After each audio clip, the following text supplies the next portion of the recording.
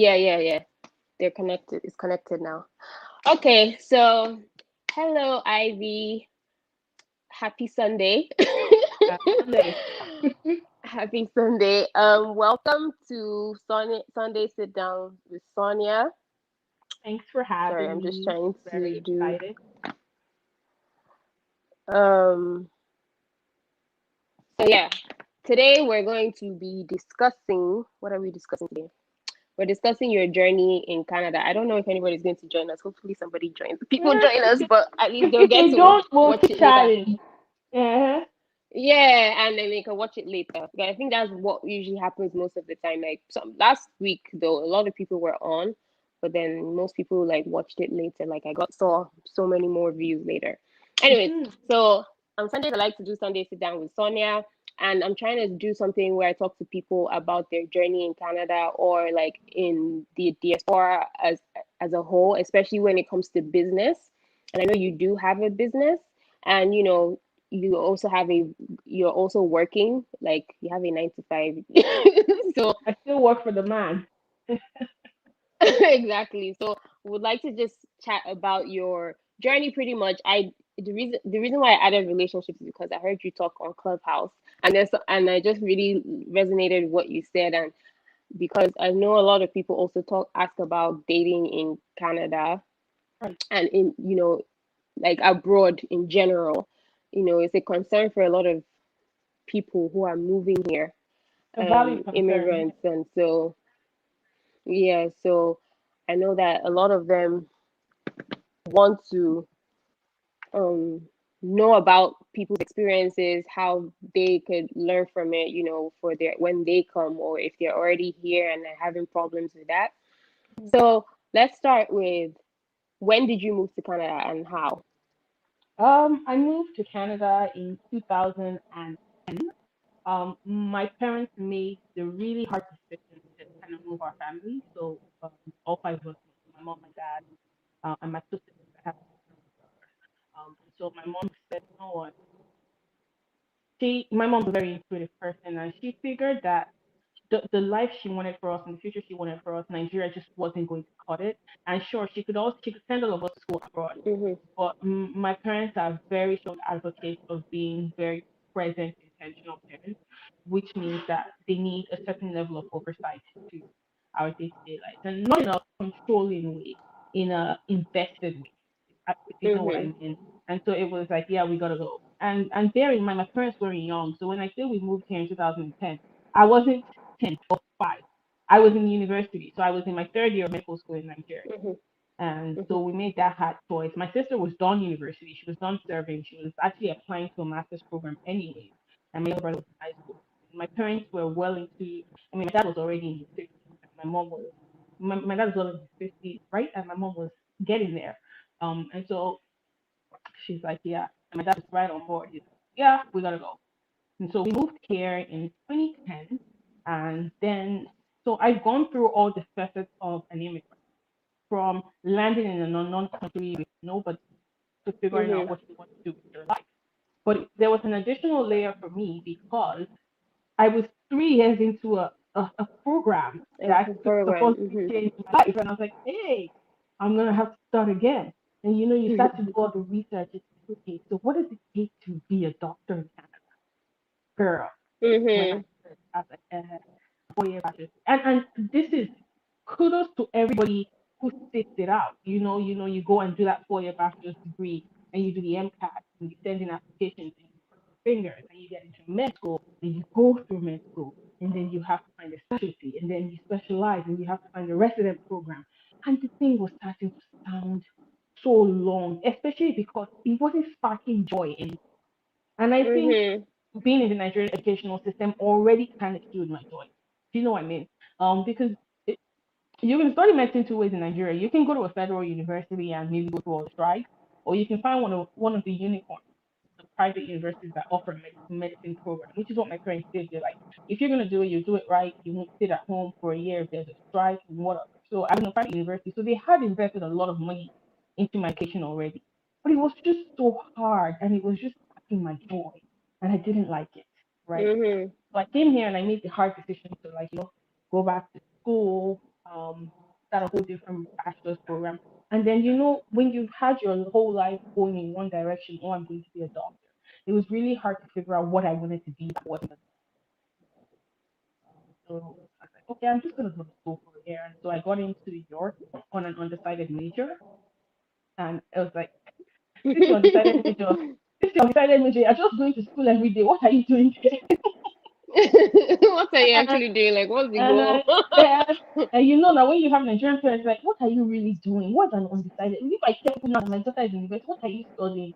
So I took a bunch of courses just to kind of find what was interesting to me. And I still, at the end of my first year, didn't Mhm. find something that I cared for. I think I was still lost in the funk. The journey was fast. We arrived in December, and by March, I was in a program in New York, and it was fast, and I didn't get a chance to actually even settle into my new community. So I felt like I was going 100 kilometers an hour by foot. Mhm. And so at the end of my first year, I still didn't know what I wanted to do. But I decided, you know what, I'm going to do the one thing that will keep all the doors open. So I've always been in science stream, but I a BSc in psychology, and I was like, Mhm. what the hell? If at the end of this BSc I decide I want to go to med school, I have a BSc, I'll have all my med school prereq. If I say I don't, maybe I'll pursue psychology all the way to a PhD and still be a doctor. And that's how I caught my friends. I was like, yeah, well, I'll be a doctor. And then I was talking about it, I was like, yeah, no, I'm not going to be a doctor. But anyway, that's kind of how moving to Canada transitioned into going to school, which kind of determined the career path that I fell into. Yeah. Yeah. Long So what do story you short. do now? What's your job now? So long story short is I went to grad school for human resources. So I have a bachelor's and then I went into graduate school for human resources. I finished Mhm. that and then I got a job in one of the big recruitment firms and I was working there for a few years and I was restless. So Mhm.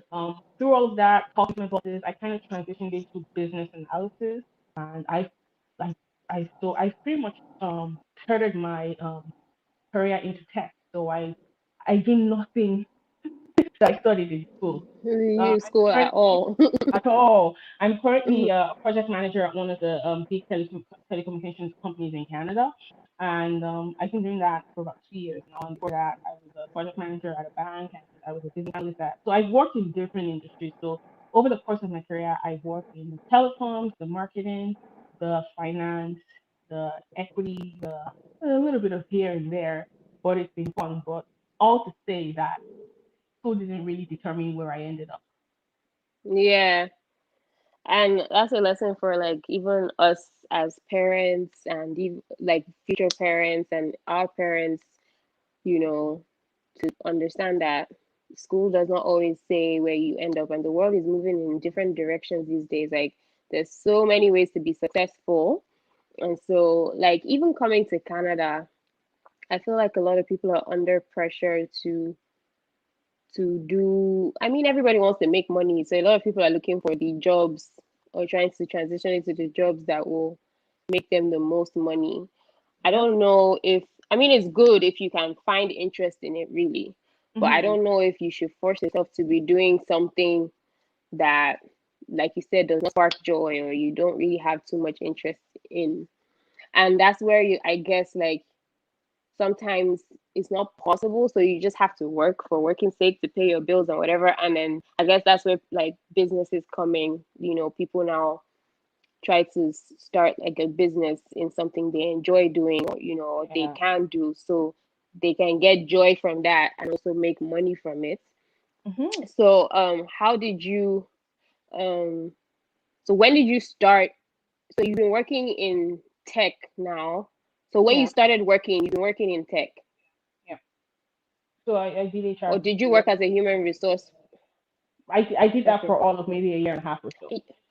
I don't know why your sound, I don't know if it's my AirPods, but your sound Is keeps that is going that better? off and on. Yeah, I heard you just now. I don't know if it's gonna go out again. I don't know if it's my Maybe it AirPods. keeps lagging. But let me take off my AirPods and see if it's better. Just my phone speaker. Well, I hear you, Clara. Can you hear me? Yeah, I can hear you now. So I guess it was my AirPods. So that means it was not you. It was just the AirPods not like transmitting the Transmitting sound the way it Okay, is. well, we'll keep going, and if you can't hear me, then it might be mine, so I'll change mine as well. Okay, let's keep going. Let me take the Okay, AirPods down. so AirPods are you were awkward. asking about, yeah, you were asking about kind of career transitioning into owning a business. Yeah. I think I did HR for all of a year and a half, and I while I liked it, I just knew that in the big picture, it didn't fit in the lifestyle I was planning for, which is like that, which is money. And you're right, like, and you know what? I find that it's an interesting thing because life will do what life does. It will put you where you need to be at a certain time, and then it's Mhm. up to you to grab the opportunities that come your way. I'm a strong believer in making your own destiny.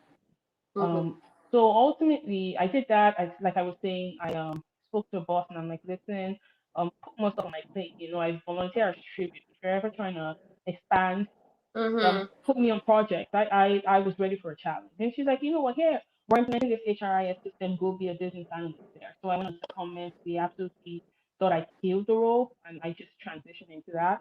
And then about a year after that, I realized everybody wants to cling to like giving you a big break, but they don't want to pay for it. Um, Mhm. so I took my experience somewhere else.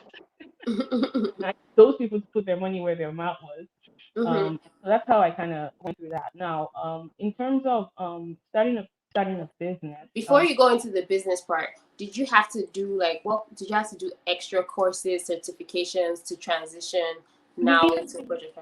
the interesting thing about the way my career has moved is it started out with just strictly experience and showing up in the right rooms and asking the right people for a chance. But Mhm. as I started to go through, so I did about 3 years of business analysis, and then I'm like, yeah, what's next on it for me? I'm always trying to find what's next, and I'm like, okay, ideally, in this ecosystem, the next ideal role would be project management. And so then I decided, what, anything we're doing is what doing well. So I Mhm. decided to get my PMP. So at the beginning of right at the beginning of the pandemic. Actually, no, that's I lied. I went to U of T and I took a semester of a project management course. Mhm. I did that in their winter semester. So we I started that, and I say we because I forced a girlfriend of mine to do it with me. I was like, you need to too. And so we're going to. I was working full time, and then I was taking classes every evening on Tuesdays and Thursdays. It was an accelerated program. And so I did that for just until like for a full winter. And I sat down and I said, I'm going to read. And I studied and I passed the PMP. While that was happening in the background, I was already taking on project management roles. So I was already telling myself, listen, if you've got Mhm. a project and you don't have a taker, I'll take it. Put it out. And so I was pretty much grinding, and I'm like, give me the dirty stuff that nobody wants because Mhm. I'm a strong believer in learning by doing. And it's like, I got you, Ivy. Here's this project that we hate everybody on. Go make. But but that's really how learning That's by the best way experience to. works. Well, Yeah, I think. you Well, for you me, it works for me too. Yeah. Mhm. And I swam, and I was taking the courses, and I'm like, now I want you to pay me like a project manager, so I'm going to get PMP so that you can't say no. Mhm. So it was a brutal exam, and I studied for it during the beginning of the pandemic, and oh my god, that was hard because like mentally everybody was not in the place where you should be Mhm. studying for a really difficult exam. But it was mind over matter for me. I really wanted it for myself. At the beginning of the year, I set some career goals, and I wasn't trying to hit December and be like, "Ish, I didn't do it." And so I said, you know what? I'm gonna do this before my birthday. So I turned 28 that year, and I'm gonna do this before my birthday, and it's going to be my birthday present to myself, right? Mhm. So I scheduled the exam for a day before my birthday, and then I plotted my study chart back. So let's say the exam was a certain day, and then I realized I had maybe 12 weeks to study for the exam. So that I then I plotted backwards, and this is my study plan. I'm going to study 3 hours every day, first thing in the Mhm. morning, 5 a.m. study, and it worked. Thank God. Oh, thank God. So I passed that. In the middle of that, I took a lot more certifications that were a little easier just to put things under my belt. Mhm. And then the week after I went back, I'm like, hey, I've been doing this for you guys now for a little over 8 months for free. Let's talk about that rate. Let's talk about that bag. And it worked. So officially I got transitioned into a new like official project management role. It's been great. But also something that happened to me was when I'm really, really occupied, so that studying for an exam, transitioning into a real role, I kind of put my head down and grind. And so by the Mhm. time I was done and I passed all the certifications, I was having like 6 hours of free time on my hands, and I'm like, hey, in the middle of a pandemic, I can't be looking for Can't be things to idle. do. Mhm. And that's how Ivy's Grill was born, actually. Same. Oh, Yeah, that's Ivy's nice. Grill was born out of a necessity to keep myself busy. Because if you Mhm. follow me on social media, you'll find that I like to cook a lot. Mhm. If you're my friend, then you'll probably like it a lot. Um, and I've been asking, like, God, give me direction. I need direction. I'm so confused. Like, what can I do? And God, like, can you just cook and let people eat and rest? I was like, but I need something I can juggle. And so the one thing I told myself with Ivy's Grill was that I was going to work that business around my life, not the other way around, because I still wanted to be able to do things, be a present partner for my husband and, and be a present friend for my friends. I didn't want a situation where I was running a business where I'd work a 9 to 5 from Monday to Friday, and then on Saturdays and Sundays, all I would do was just cook. So I Mhm. said, what?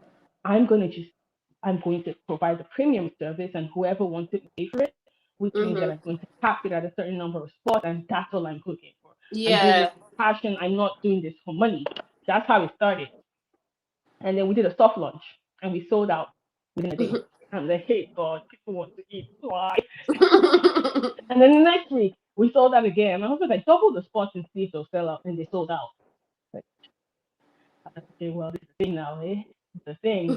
It's a thing. It's like, yeah, but it's the thing. And I can never half-ass anything. If I'm gonna do it, I'm gonna do it well. Mhm. Register a business and come up with branding and all that stuff. And I'm like a one-man machine. I'm branding, social media, I'm cooking, I'm Yeah. sourcing everything. And no, that's the thing that people don't tell you, because you, like, for somebody like me who hopped into this thing like a hobby, it was like a reality check real quick. It's like, yo, entrepreneurs don't play. They don't go up 2 4 7. Especially like Really? if you don't come up with like all the capital to like outsource some of these Yes, things, you you're have to right. do everything yourself. Like I Exactly. know that feeling, and it's so overwhelming to be And honest. and luckily for me, I own a business that's scalable. So I can scale up or I can scale down depending on how much capital I'm willing to put in. But Mhm. ultimately I have to keep it in the back of my mind that I need customer engagement, which means I can't be on a high and then take it all the way down. I'm going to lose Down, people, yeah. you know? So it's like you gotta show up every weekend and be consistent. And the food has to be good and the customer service has to be good and the follow-up has to be great. And you have to appreciate people, because at the end of the day, I don't know if you notice and you follow Ivy's Grill, I stopped marketing it as just food. It's more like an Irish experience, Mhm. because we try to kind of break barriers. I'm not just giving you some grilled chicken or some, I'm trying to give you premium food where you taste it and it takes you right back home. And you wonder what the person who cooked it was thinking when they were cooking it, because like it's so Mhm. good. And that's really what we're going for. And I was like, okay, we're doing this. People want this food.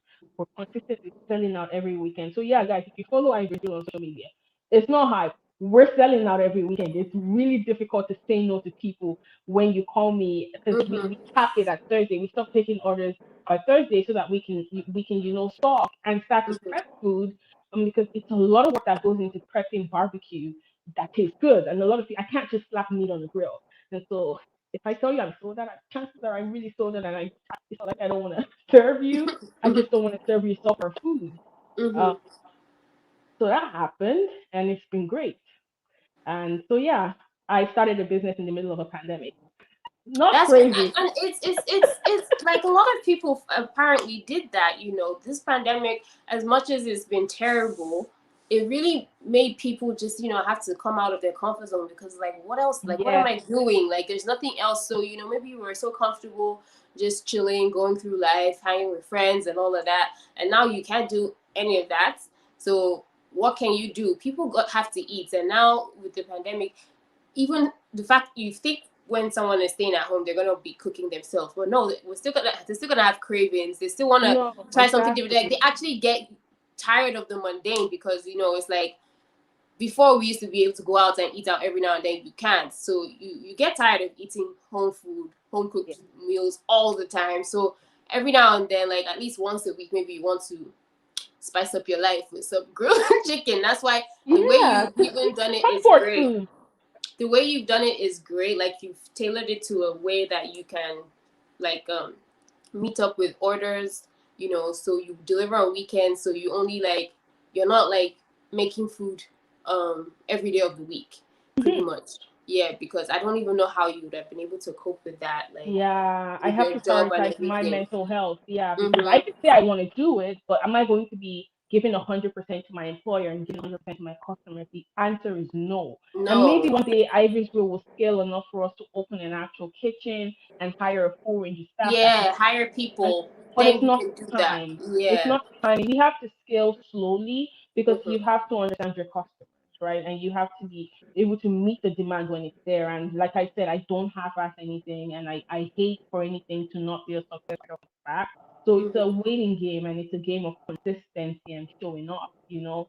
Mhm. And I have a very supportive partner, which means that on a Saturday morning at like 8 a.m. I think we gotta go grill. The poor guy can't even sleep in it. And Um, sleeping. yeah, but all of that to say that um, we birthed a company in the middle of a pandemic, and it's been successful. And that's something we're grateful for. But we continue to prioritize our mental health, and we continue Mhm. to prioritize our well-being, and we continue to prioritize the experience for our customers, right? Which means that I had to hire, like I'm an employer of labor now. Who would have thought it? I'm like, I have to hire delivery drivers because I can't be 100% cooking beautiful food for you if I'm rushing to deliver. So Mhm. let's pass that on to somebody else, and that's part of it. At some point, you have to learn that you cannot be everything Everything. and make Mhm. peace with that. That's what I'm learning too in my business because I make clothes. So I started it off when I first started. I started as custom orders, so people should like just come if you have like an event or you just want something made specifically for you. You know, you come and I make it. You order and I make it. But then during the pandemic, I also decided to start an online store where I could try to like sell stuff, even though they were not like ready made, like already there. But it's Hmm. like once you order, I process your order in like a couple of days and send it to you. So, but I started off with the masks because I made like loads of masks at the beginning of the pandemic, and it was nice to have a lot of stuff to do, like because I was constantly making masks, but let me tell you something. It got really boring for me, like making the same thing over and over again, cutting the same pattern. And it's been like seeing that even when like I'm making stuff when people order stuff on the store, I now started putting like some little accessories because I didn't want to put too many clothes I love it. because it's a bit more difficult, because of sizing and all of that, Right. and the kind of clothes you're making, especially not like fabric that stretches, to make sure you get like it fits properly. But I was making stuff that would fit people when I send it to them, because I would also try to get their exact measurements.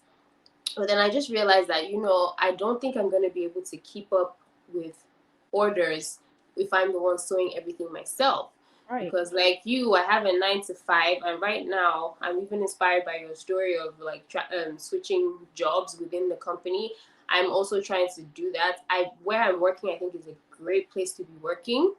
It's Hmm. like I love it, but I just know that I need to be making more money. So Girl, I hear you on that one. You know, we're going wherever so the money resides. So yeah, I need to be making more money. I mean, I have goals. I have a kid. I'm a single parent. I have a kid, and yeah. I guess if it was just me, I probably won't be thinking too much about more getting a mortgage for where I should live in. Maybe just for investment purposes, but for Hmm. his sake and my mom, because she's here most of the time, although she's not here right now. I want to get somewhere where we can actually live in, and Yeah. especially for both of them, so that there's stability. Like this is the one place we don't have to be moving up and down. You Absolutely know, right. this is the one place you can live in. I can leave y'all because that's my plan. And be in the I leave my mom and my no, son and no, just for sure. You're right. zooming off other places. So I was like, okay, I need to work hard to do that. I want to. I've been scared to scale up in my business because I just like, what if I fail, right? Like, what if it doesn't work?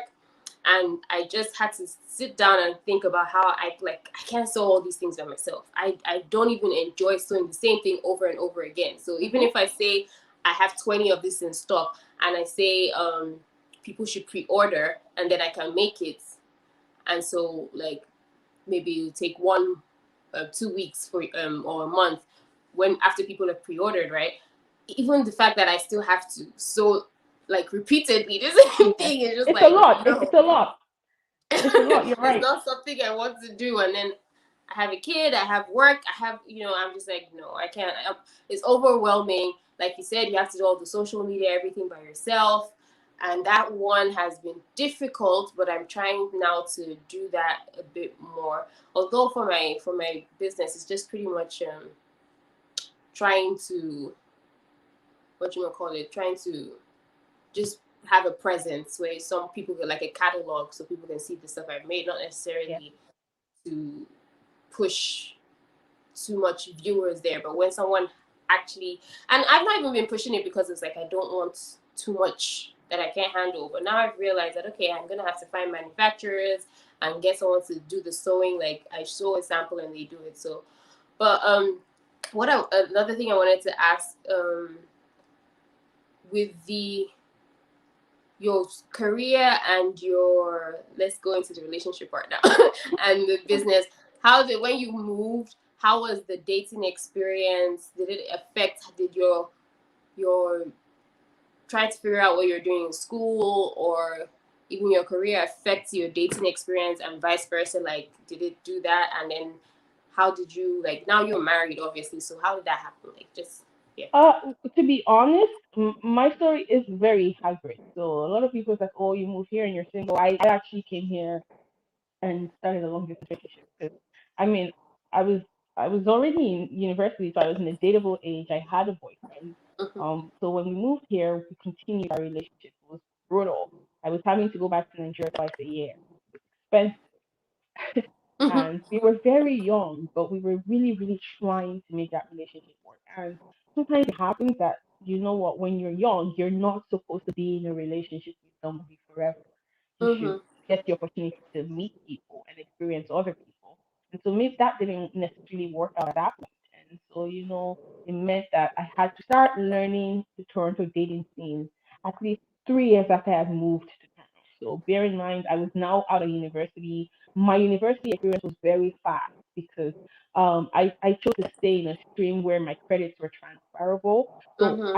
I didn't do a traditional 4 year bachelor's. I did my bachelor's in 2.5 years. I crashed it and did all summer school. I had credits transferred. So it was I was really determined to to graduate the same time as my age mate. I don't know if that Mm-hmm. makes sense. And I was like, Mm-hmm. these 3 years cannot be for nothing.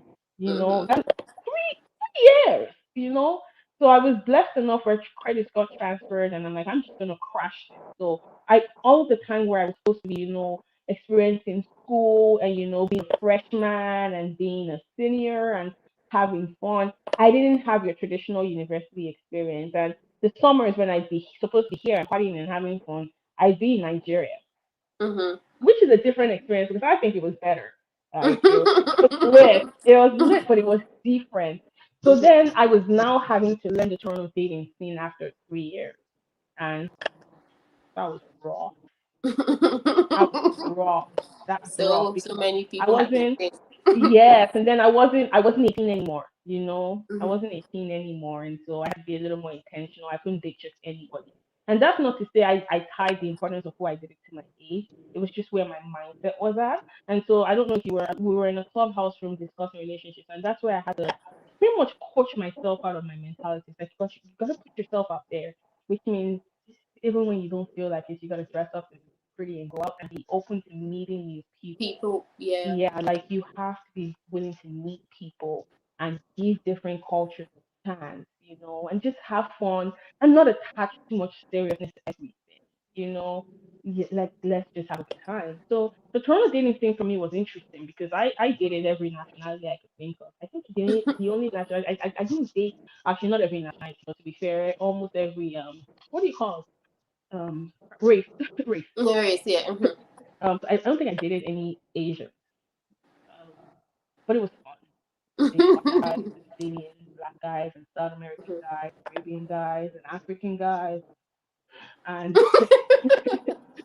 that was fun and just growing and learning who I Mm-hmm. really was, and that was so important because what ended up happening was my partner now, who was really my first boyfriend, ended up moving to Canada, and we said, okay, let's give it a shot again, and it worked, and so we ended up getting married, and it was great. But at least we got to experience life without each other Each other. and grow into ourselves, and then come back and be able to be in a committed adult relationship where our whole lives were around each other, Each and we had other other. experiences, and we knew what we wanted and who we were in ourselves before we were able Yeah, to come together and be two individual people in a relationship in a with each other. relationship. Yeah. Yeah, that is really great. Like I liked the fact you said that in the clubhouse thing, because a lot of people, they don't open up their mind like that. They're so set on certain things. I mean, it's good to have standards and and such. You need to have standards. You need to um you know what you want, I guess. But then at the same time, you don't limit it to, if, like you said, not a particular race or something, because you can find those values and qualities you want in In just someone in about any anyone. race. Like, yes, so it doesn't have to be, oh, like a lot of people, were bent on, okay, it has to be Nigerian, or if it's not Nigerian, at least it has to be a black person. I mean, no one is forcing you to go and like marry or date someone, like, but I think it is a thing of the mind. Like, you really need to like unlearn and relearn and renew our mindset about certain things, Yes. because we're limiting our possibilities if we're not as open-minded. A lot of people have been saying about dating. I know that the guys have special questions, so I have to probably get a guy up here another day. But they have No, like no, no. special To be honest, questions. to be honest, the one thing that I learned is that fundamentally we're all really the same. I've learned Mhm. that a lot because every guy that I dated was just somebody who, and I mean, for the most part, was raised by parents that loved them and was invested in their well-being, had siblings that they loved, grew Mhm. up playing with their siblings, had friends that they made throughout the courses of their lives, had different dynamics in their relationships. Everybody has the same level and layers of being complicated as a human being. The things that make us different are the cultures that we're born into geographically. I Mhm. tell people it's a lottery. The lottery of your destiny is really heavily tied to where you're born geographically. Mhm. It almost determines your religion, almost your socioeconomic status, and the way that your mind is formed during your Mhm. formative years. Everything else, we're fundamentally the same. We have people who birth us who love us or don't. We have siblings who care for us. We have friends. So those things are not going to change. So if you open your mind to learn somebody else's culture, you're going to find so many parallels that make you so similar. But the differences will be things that you learn, and Mhm. that's how your mind grows, and that's how you expose yourself to the world. That's another Mhm. way to learn the world without traveling. Date people in different nationalities, or you'll learn. Yeah, like when you travel, go out with people if possible. I mean, nobody's telling you to be. It's not like we're saying you can't be promiscuous. So if you want to, it's fine. But Do what you want to do. We don't I judge. mean, if you want to, it's fine. It's not like we're saying you must go and do that. No, Yep. but if, Everybody's entitled to a whole phase. Use exactly. or don't use. That's up to you. Yeah, so if you want to do it, do it. There's nothing wrong with it as well. But yeah, so how did like when you, now that you're living in Canada, do you still have like friends? Like, this is friendships now, friends that you still keep in touch with that in Nigeria. How did you go about making new friends here and all of that? I guess because you went to school, maybe that helped. School here You know too. what? Yes, actually, that did help a little bit. But I maintained a lot of the relationships that I had back home because they were relationships that had gotten to a point where you could be lifelong friends with somebody that you met when you were 12, 11, 10, whatever. I have a strong network of sisters, and we've been friends since high school, and we still talk. Like we still talk, and when we find time to talk, we're on the phone for like 3 hours. And then when we don't talk for 6 months, it's fine. And then we talk again for 3 hours. Then we all know that we're there. And if I ever did need something, I could call them. I have those friends. I have friends Mhm. who I made here that are now my chosen family. Because what you find is that when you move to a new country, the relationships that you make are so much more stronger because you're no longer the other. There's somebody who just gets you a little more than anybody else. And Mhm. those people become a little bit like your chosen family. I'm very blessed to have my family here. But also family can be bigger. And so I have a lot of friends who are family now who spend Christmas at my parents' home with me and my siblings, and we all wear matching pajamas and do a Secret Santa, and they're family now. Mhm. I have friends that I've made through high school. I have friends that I have stolen from my siblings. So say my sister makes a friend, I'm stealing that friend. We were friends by association. um, There's loving sharing. I like sharing with there is friends. so much love in sharing. Like I have friends that I've adopted from my partner. He has friends who he went to school with, and now I absolutely love them. And maybe now they're in relationships with people. And now those two are my sisters too. So that's how I make friends. I find friendships in the most unlikely places.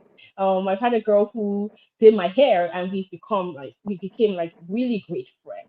Mhm. I I'll take a friend wherever I find one. No such thing as too many friends. Exactly. As long as both of you are respectful of each other and Yes, loving each other, boundaries and respect. yeah, then it's great, right? So, thank you for coming on here. Are there any closing comments, any lessons or advice you want to give the people that are watching and will watch this video when it I comes to don't like know. career and business? Do I have advice? When it comes to career, make a plan. You can't you can't you can't really be strategic without a plan. And if you're not Mhm. strategic, your career is going to end up wherever it ends up because you're just going to be going with the flow. If you have a plan, you then you have a path to follow. And if somebody throws a spanner in your wheel, then it gives you'll just take time to regather and regroup, and then you'll go right back on your journey. But without a plan, you're just going to be flopping in the wind. Wherever the wind blows you, you're going to go. And so it might make for an interesting career, but it's really risky. Mhm. Relationships, I don't think there's anything special about me that would let me give anybody relationship advice. Be true to yourself. Be true to yourself. Keep your heart open. If somebody breaks your heart, it's okay to cry and eat ice cream. Get back on that horse. Everybody gets their heart broken every once in a while. It builds character. Get back on the horse and don't carry the baggage. It's theirs to Yeah, carry, that's not it. Don't yours. dwell. That's what I keep Yeah. saying. Don't dwell. It's their baggage to carry, not yours. When you find somebody that you love them with your whole heart without any inhibitions, because that's how you would want to be loved too. Mhm. Um, that's relationship. Uh, business. It's okay to be afraid. Mhm. It's okay to have fear. If anything, use the fear to guide your decisions, but don't let it own you. Mhm. Um, if you need to be conservative, be conservative. Everybody is in their own lane. There is enough space in the sky for everybody to fly. I've made some of the best friends from people who would originally be my competitors with Ivy's Grill, but they'll message Mhm. me and say, "Hey, do you need a contact for this?" And "Hey, do you want That is this?" so And great. yes, we have a strong network of entrepreneurs in Canada who are just really kind. And I learned really early to be that person for other people too. And so that's the only way it works. Because you It's find people that don't want to share how they're doing stuff, and sometimes like because even me coming to think about how to price my stuff was a big deal. Like I don't know how to price it. Who am I gonna ask? So that's even something I forgot to ask. I was gonna ask you, how did you figure out to price ask like the me, let's rate? do it. Freestyle. Yeah, like how did you figure out how to like price your stuff, like the rates and stuff? How did you figure that? How did I price my product? I did two things. I checked my competitors and what they were pricing at, and I checked what it would cost me. I checked the value Mhm. of my time, and I prioritize this way: it's my time, what it cost me, and then what my competitors were charging. Because at the end of the day, I'm in my own lane, right? Mhm. We might be selling the same type of food, but you're not competition in the way that we don't give people the same experience. We sure as Mhm. hell don't serve the same quality of goods, but I will try to price in the same area. So what I did was, and I don't know how to say this without sounding a little boastful. I know what my time is worth, and it is Mhm. worth a lot of money.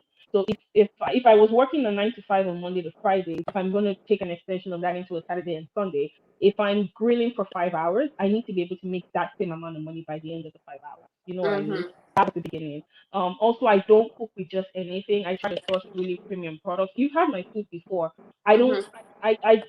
I don't. I try not to buy just like bulk crappy food because I eat Ivy's Grill too, which means that every week Ivy's Grill is part of my meal prep. If I Mhm. can't eat it, I'm not selling it. You know what I mean? Mhm. So also I use really premium products, and then I see what people were pricing at. So if there's a value on what you're offering, put it. So For instance, if somebody was charging $20 for a small portion of something that I sell, I'm gonna charge you 25 because Mhm. I offer more premium product and I'm me.